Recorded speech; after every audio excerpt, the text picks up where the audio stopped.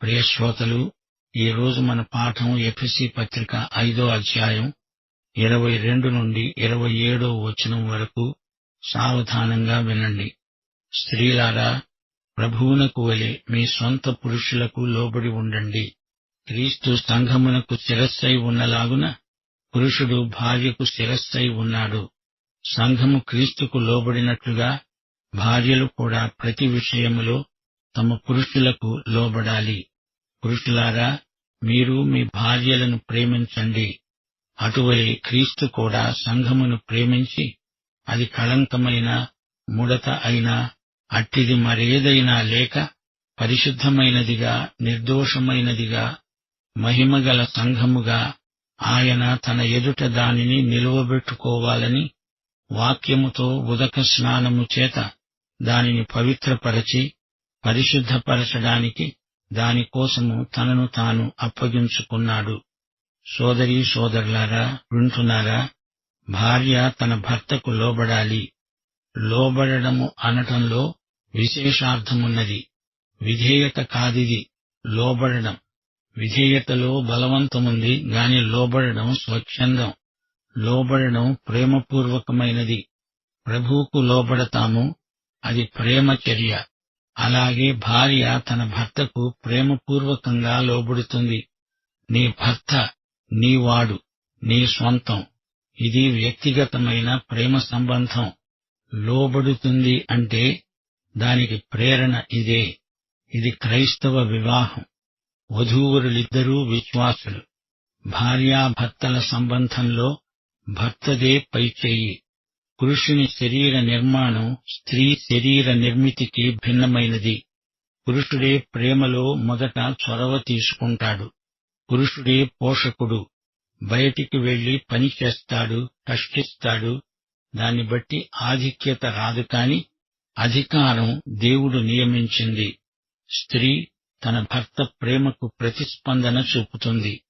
క్రీస్తు ప్రేమకు తాను ప్రతిస్పందించినట్లే తన భర్త ప్రేమకు ఆమె బదులు చూపుతుంది.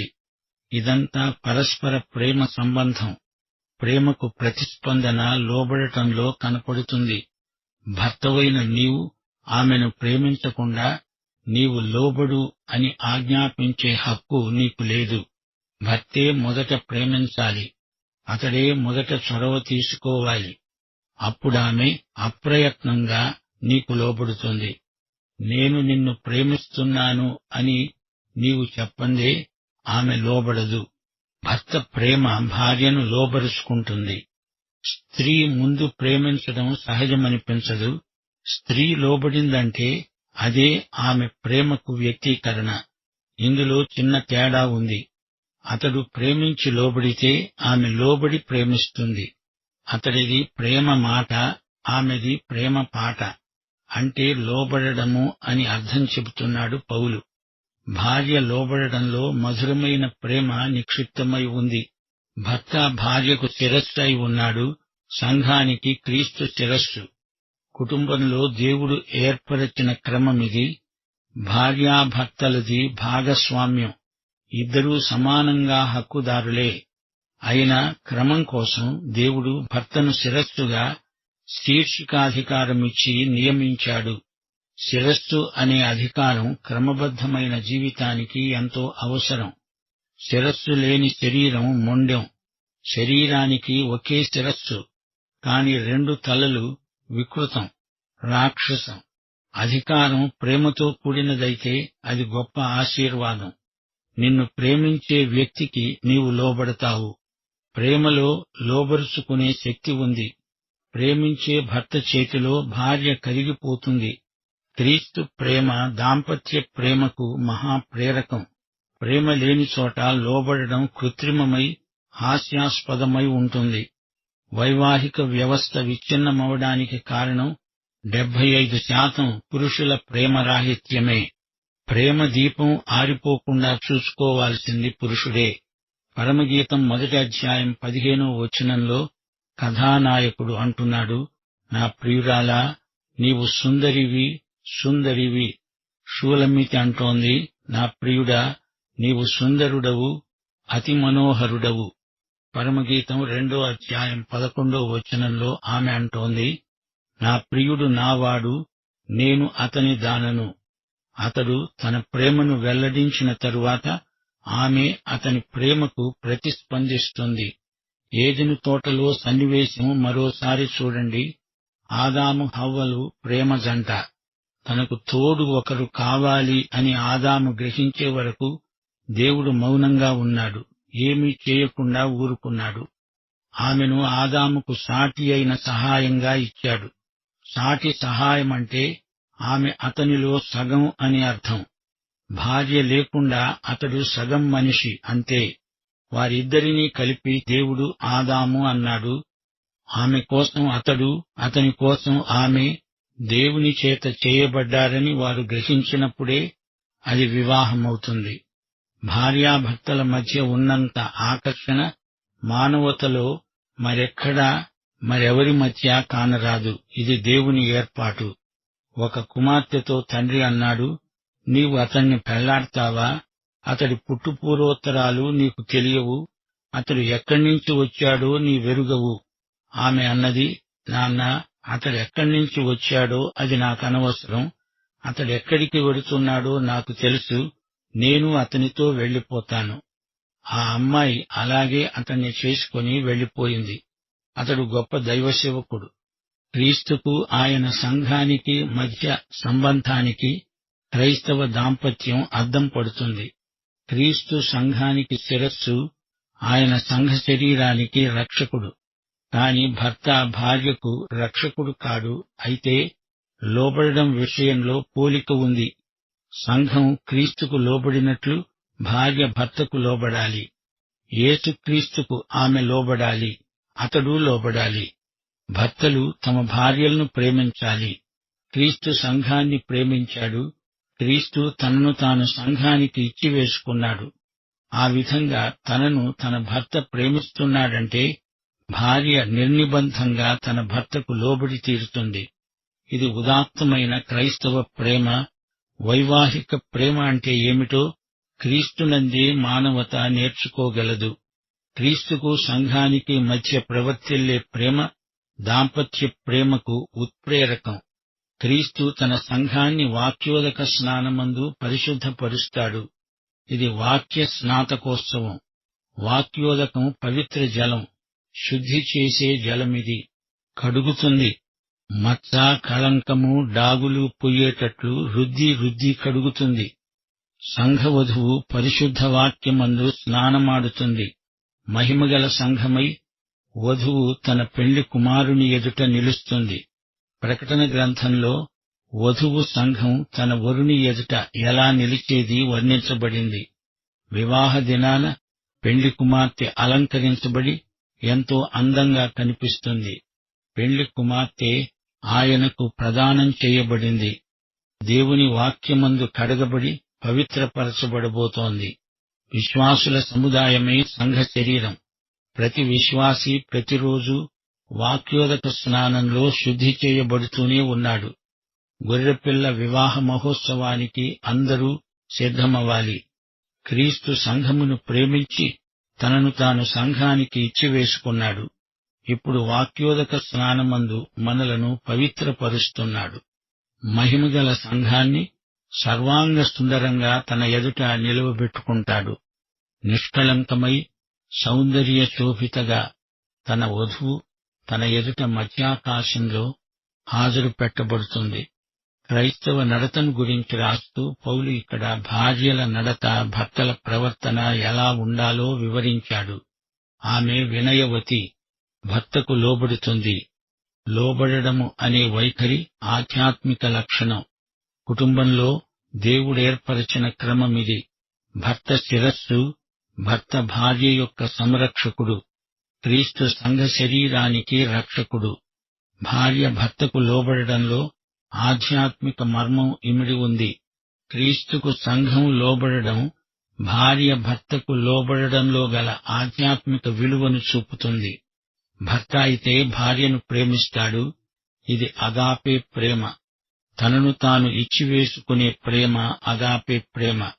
క్రీస్తు ప్రేమ స్వార్థత్యాగపూరితమైన ప్రేమ. ప్రేమించటమంటే ఆ వ్యక్తి కోసం ప్రత్యేకించబడి శుద్ధీకరించబడడం.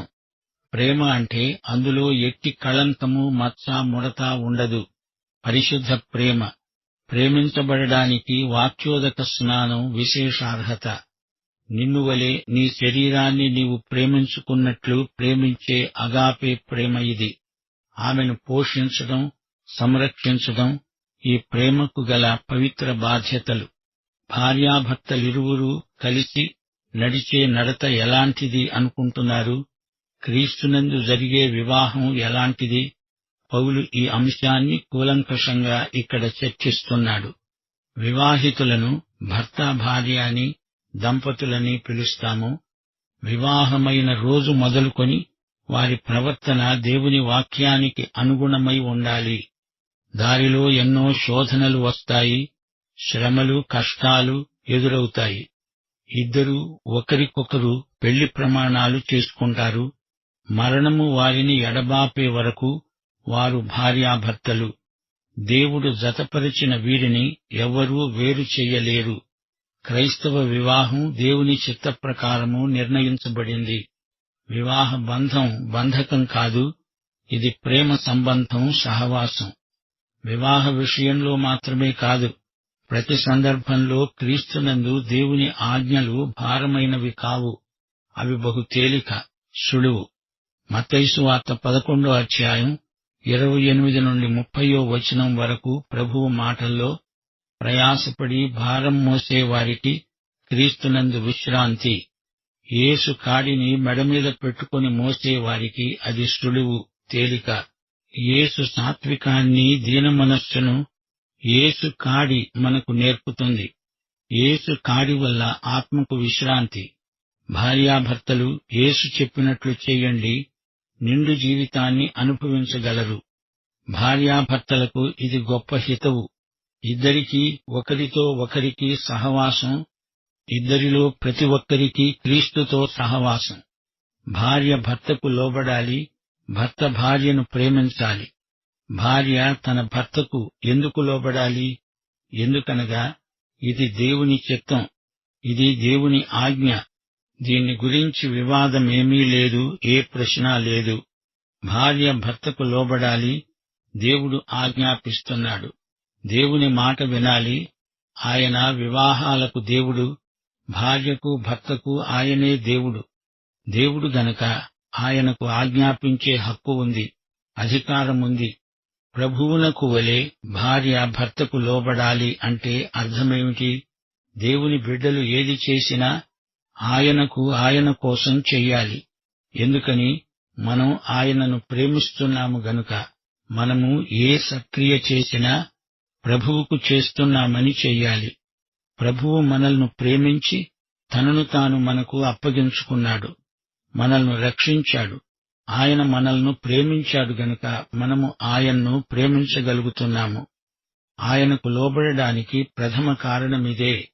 మనము ఆయన్ను ప్రేమిస్తున్నాము గనుక మనకాయన ఏది చెప్పినా ఆయన కోసమే, ప్రభువునకు చేసినట్లే చేస్తాము. క్రైస్తవ విశ్వాసి ఒక భార్యగా తన భర్తకు లోబడినప్పుడు తాను దేవునికే లోబడుతున్నదని అర్థం. లోబడటమంటే దాస్యం కాదు, బలవంతం కాదు.